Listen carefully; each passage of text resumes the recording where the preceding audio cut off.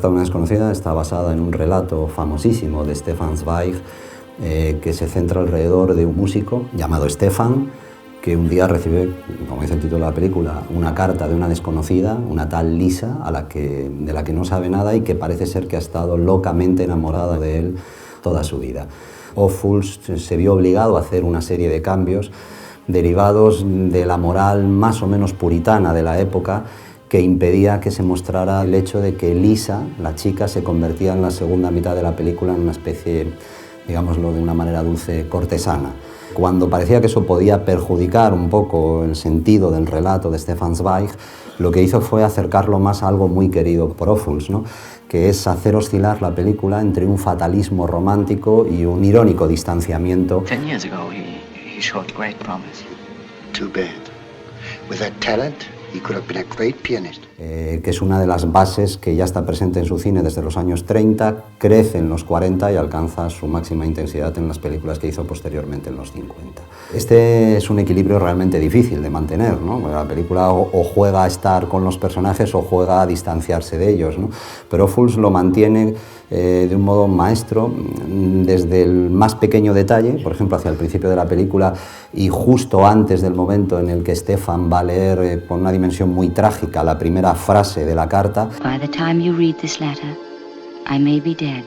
Ha sido capaz de colocar un comentario irónico sobre el honor que, como luego lo descubriremos, está muy relacionado con la sensación trágica de esa carta. Honor is a luxury only gentlemen can afford. Hasta un momento gigantesco, ¿no?, en el momento de máxima intensidad amorosa en que Lisa se convierte, hacia mediados de la película, por fin en amante de Stefan, que es lo que ha buscado ella siempre. Ese momento, que tendría que ser el más feliz, el más intenso, es casi destrozado por Ophuls al colocar una posición de cámara que, digamos, mimetiza exactamente otra posición de cámara anterior en la que habíamos visto a Stefan con otra mujer, un ligue ocasional que no significaba absolutamente nada para él. Con lo cual unimos la intensidad amorosa de Stefan con el distanciamiento doliente, pero irónico al mismo tiempo, de la posición de cámara de Ophuls. La escalera es un lugar de tránsito, un lugar de paso, un lugar en el que no se está y lo utiliza, como veréis, muy masivamente. Se sube o se baja, ¿no? Y esto da una sensación, cuando lo multiplicas visualmente, de que las cosas nunca llegan a centrarse, a establecerse o a estatificarse, ¿no?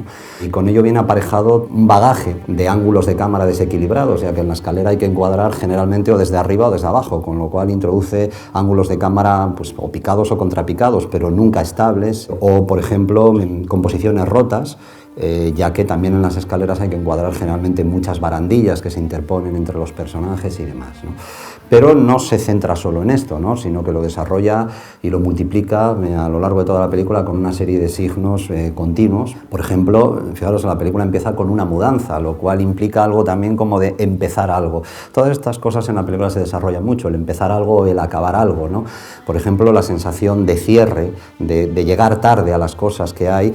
Me refiero en este caso, por ejemplo, al paseo que dan por el Prater, donde ya vemos la famosa noria del Prater bien cerrada, o, por ejemplo, al baile, y donde ya son los últimos, ya todos los asistentes al baile se han ido, y ya la orquesta de mujeres está cansada, ya se quiere marchar, y da la sensación de que eso se va a acabar de un momento a otro, ¿no? Justo cuando ella siente que empieza es cuando Ophuls construye una idea de acabar, ¿no?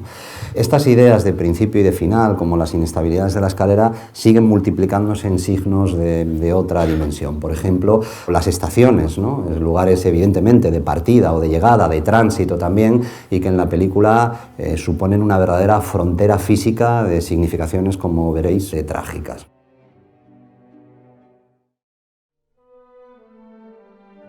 Por otra parte, los encuadres, las composiciones están trabajados multiplicando los objetos en primer término, sean árboles, sillas, floreros, velas, candelabros, objetos que puntualmente probablemente no significarían nada, pero utilizados de modo masivo, como hace Ophuls, acaban, como os he dicho, introduciendo estas sugerencias de imposibilidad de acceder a una comunicación directa con los personajes entre sí o los espectadores con la realidad de aquello que se está produciendo. Por ejemplo, a través de los espacios en las puertas o ventanas desde las que se refugia Lisa y nos hacen entender que la visión que ella tiene de la realidad siempre está mediatizada o interceptada por algo y nunca llega a una relación directa y clara con las cosas, con la realidad de lo que ve, ¿no?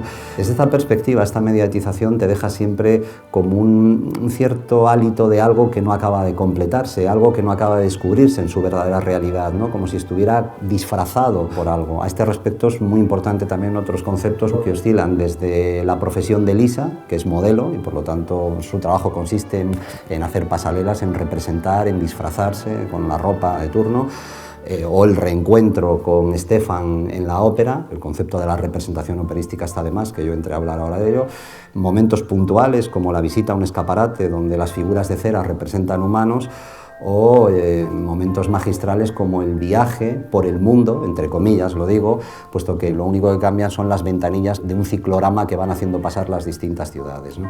Todo es como una especie de estar pero no estar, de verlo pero no llegar, o de representarlo pero no hacerlo real, o de creer que puede suceder pero no sucede realmente nunca, ¿no? Que es vertebral en la manera de construir la relación Lisa y Stefan. Ella cree que siempre él es el gran amante, el hombre que la quiere, y Stefan ni se ha enterado prácticamente de su existencia, ¿no? Y ahí hay un desfase enorme en la comunicación o en los sentimientos de ellos. Hallazgos en la película hay a montones. Por ejemplo, en la primera ocasión que se nos muestra a Lisa con el hombre con el que se casa después de sentirse abandonada por Stefan, Ophuls hace un encuadre sencillísimo pero extraordinario. Muestra a Lisa y al marido lo muestra solo a través del tronco para sugerir que no están integrados perfectamente en una unidad visual que pueden compartir, y además lo remata con un detalle magistral en la acción, con un atrecho, le coloca un collar en el cuello que es tanto una cadena de posesión casi como el hecho de una transacción comercial, ¿no? Una seguridad económica que el marido le ofrece, que es lo que busca Lisa, a cambio de una entrega amorosa, evidentemente, o al menos aparentemente compartida mediante el matrimonio. La luz en la película es como mareante, es capaz de desarrollar estructuras de días y de noches magníficos que generan unas polaridades irreconciliables, Linz, día, Viena, noche, etcétera, dos mundos que para Lisa suponen lo más opuesto, pero tiene una dimensión espectral sobrecogedora. Por ejemplo, en el momento en el que Lisa da luz al niño, asistimos a él a partir de la aparición desde la oscuridad de una monja que parece más una imagen que premoniza una idea de muerte que de un nacimiento, ¿no? Y que parece estigmatizar trágicamente el destino de este niño en el futuro, o la opresión con la que se marca sobre el rostro de Stefan las sombras en el momento del reencuentro en el exterior de la ópera.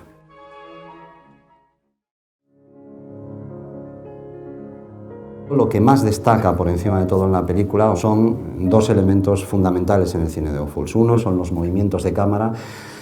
Citemos, por ejemplo, que es capaz de visualizar como pocos el sentimiento del amor, moviendo la cámara desde la ventana en la que Stefan toca el piano y yendo por el aire, como si fueran las notas que vuelan por el aire, hasta llegar al columpio en el que Lisa lo escucha y ya se enamora de él. O la embriaguez de un sentimiento, los planos subjetivos que desde el columpio muestran cómo ve Lisa la ventana de Stefan. O la imantación de un espacio, cuando ella entra por primera vez clandestinamente en la casa de Stefan, se desplaza de un modo casi mágico, como si fuera un pequeño ballet en el que importa menos el decorado y las cosas que vemos que el hecho de sentirse mágicamente partícipe de ese espacio y deslizarse casi de un modo mágico por ese decorado, ¿no? O la incomunicación, en ese primer encuentro del marido con Lisa, los movimientos están sacando continuamente de cuadro a Lisa y volviéndole con el marido y la vuelven a sacar como si fueran incapaces de estar de un modo continuo, estables, ¿no? Y juntos. O incluso son capaces de marcar una dimensión fatalista increíble. Por ejemplo, cuando Lisa va a despedir a su hijo a la estación del tren, la cámara acompañará a Lisa andando por el andén hasta abandonarla justo en el momento en el que entra un enfermo de tifus, que bueno, tendrá importancia en la película, ¿no? Muchos otros movimientos de cámara nos hablarían de, por ejemplo, la conmoción que sufren ciertos personajes, los travelings hacia Stefan cuando empieza a leer la carta, o hacia Lisa en el palco de la ópera cuando es consciente que Stefan la está mirando. El otro elemento que decía que era importantísimo en la película era la construcción de lo que podríamos llamar unas estructuras sonoras con una aportación que hizo Max Ophuls a la historia del cine imprescindible, ¿no? Es la aportación del melodrama, es decir, los conflictos desarrollados a través del elemento de la música. Desde esta perspectiva, la música es el alimento del amor, es lo que permite ir desde Stefan a Lisa y luego se realimenta continuamente. Muy al principio de la película hay una secuencia magnífica en la que ella sale de la cama a oscuras clandestinamente como si fuera hechizada y atraída por la música hasta una ventanita pequeña para seguir escuchando, como si te acercaras al altavoz, ¿no? Porque eso es la fuente de alimentación del amor para ella. Las estructuras sonoras tienen más que ver con la música, con el concepto de la relación sonidos y música. Fijaros hacia el principio de la película una secuencia en que las distintas vecinas están limpiando las alfombras, las mantas, las colchas, las cortinas, colocándolas y golpeándolas, ¿verdad?, para sacarles el polvo, y todos esos sonidos que llegan a acumularse en una especie de amalgama cacofónica y ruidosa desaparecen justo en el momento en que Lisa entra en la casa de Stefan, dando lugar a la música que entonces entra, que era la que tocaba Stefan al piano.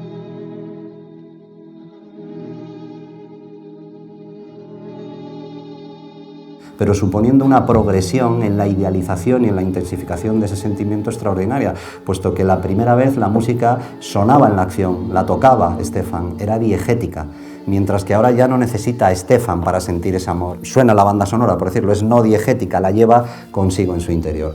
Esto fue inventado por Ophuls a principios de los años 30 y supone una aportación gigantesca en la historia del cine que le han copiado tarde o temprano casi todos los cineastas con peor o menor fortuna y que él desarrolló de modo continuo.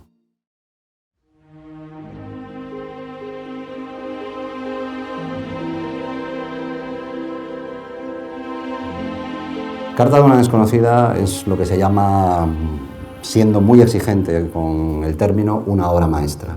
Y es además una de esas películas que ha ido creciendo cada vez más en prestigio y que ahora ya es casi imposible que uno al menos no tenga en cuenta o baraje cuando tiene que elegir listas de mejores películas de toda la historia. Lo es, y con todo, y aunque suene paradójico, cabe decir que no es su mejor película. Para eso habrá que esperar a las fabulosas películas del ciclo de los años 50. Pienso especialmente en dos absolutamente inolvidables, Madame D y El placer.